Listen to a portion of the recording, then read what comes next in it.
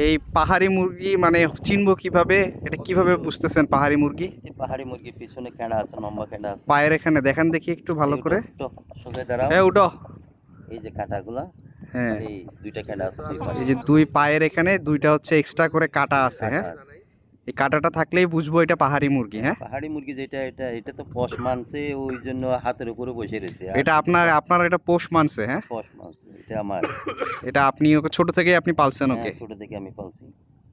আচ্ছা, যাক thank you আপনাকে। হ্যাঁ, তাহলে পাহাড়ি মুরগি হলেই ওর পিছনে এরকম পায়ের এখানে দুইটা একটা কাঁটা থাকবে। কাটার মতো হচ্ছে এই থাকবে, কাঁটা এই যে থাকবে, দুইটা এই কাটা। দুইটা কাঁটা। আচ্ছা আচ্ছা, এটা মনে করো মুরগির সাথে লড়াই করলে ও হ্যাঁ, কাঁটাটা ঢুকে দেয়। লড়াই করে কাটা ঢুকে দেয়। আপনি এই এই মুরগি দিয়েই কি মানে আরো মুরগি ধরেন? হ্যাঁ, হ্যাঁ হ্যাঁ, পাহাড় থেকে পাহাড় থেকে। এটা দিয়ে এখন পর্যন্ত কয়টা মুরগি ধরছেন আপনি?